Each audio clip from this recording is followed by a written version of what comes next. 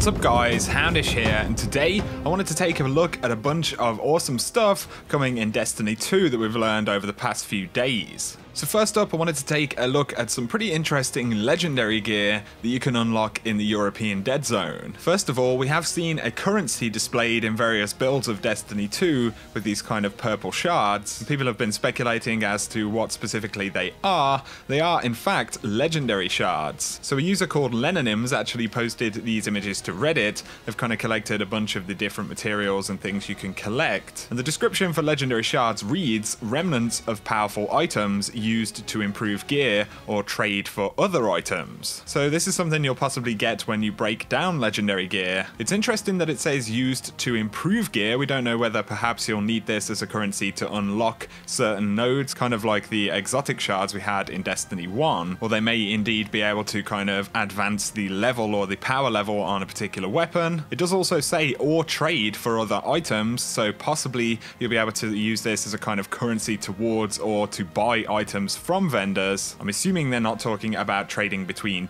players, just to clarify that. So there we go, very interesting. They've added legendary shards into Destiny 2. It's going to be just one of the other currencies we know about. Of course, there are also Dusklight shards, which we've seen in the European Dead Zone. This is the planetary material. We'll also have an equivalent for the other locations in Destiny 2, and as well as the tokens that you can pick up in particular locations. All of these are a kind of currency that you can do various different things with, so that's pretty interesting. We also have an image here of a new Hake hand cannon called Bad News. This is in the aggressive archetype and has increased movement speed and target acquisition while moving, while aiming down sights. There's also Lincoln Green, and this is in the same set of weapons as the Scathelock auto rifle. So of course this is the pulse rifle equivalent. It has rapid fire, and the weapon can also be drawn unbelievably fast. And then we have another weapon very clearly in this set called Beringer's Memory, and then another grenade launcher called Flash and Thunder, which I actually have a little bit of gameplay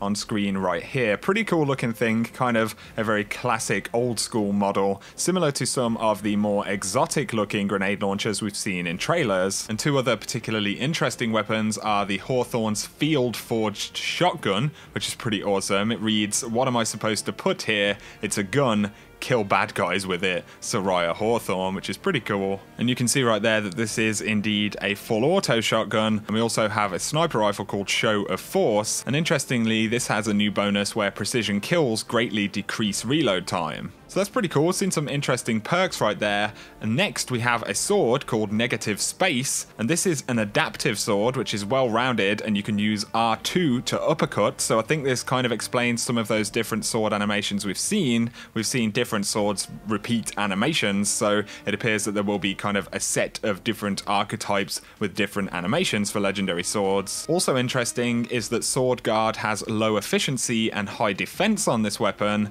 and consecutive rapid sword strikes increase this weapon's damage output. So that's really interesting right there. It has kind of a strength and weakness kind of bonus. Sword Guard has low efficiency but does have high defense, so presumably that means it uses a lot of ammo to do what it does, but it does it very well. And on top of this, you can increase damage by continuously outputting damage onto a target. Up next, I wanted to point something out that's pretty interesting. So in PlayStation Lifestyles footage, right here you actually see the auto rifle Hardlight from Destiny 1. We didn't anticipate that we would see returning weapons necessarily. Bungie kind of suggested that that would not be the case whatsoever. Of course, we have seen armor pieces, and now we see the Hardlight, this time with void damage right there. So it is actually an elemental weapon. We don't know whether it will, or an energy weapon, sorry. We don't know whether it will be an exotic still, or whether it's a legendary now, but this could indeed confirm that exotic weapons, or at least some of them, will be coming forward. We also learned about a new set of exotic gauntlets for the Titan. I say new,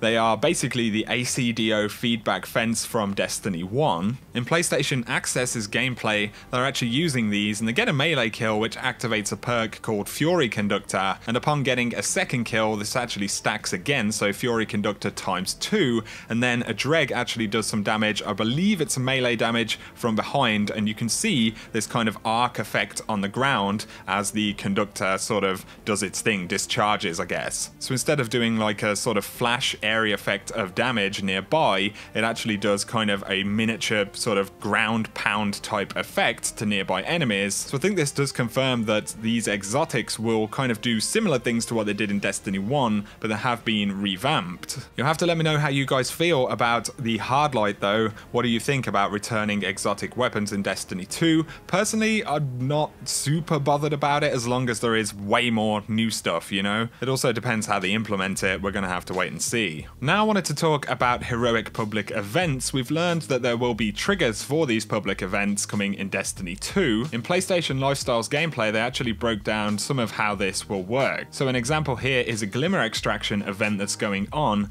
and what you have to do is actually defeat or destroy these kind of additional Glimmer nodes, which are actually around the area that you're doing the public event in, and this has to happen at the same time as you complete the other objectives. And then it actually pops up and says joined heroic public event, and the objective updates and it says guard the Glimmer pile until transmat completes, and there's kind of a pile of Glimmer inside of this zone. And they also spawn in a Wretch Captain, which is a yellow bar boss essentially, and you have to make sure that you can protect all of the objectives as well as kill any enemies that are there. This actually looks like it's going to be fairly tough to do. They give another example where you have to kind of defend an injection rig, and while you're defending it from enemies, various kind of hatches will open up on the rig that have kind of glowing engine parts, and you actually have to shoot them and destroy them as they pop up to activate the heroic version, which again spawns in an additional yellow bar boss right there while you're completing the other objectives. It's pretty obvious inside of this gameplay that they are relatively challenging to actually do. I'm not sure how the damage will scale exactly or how difficult these will be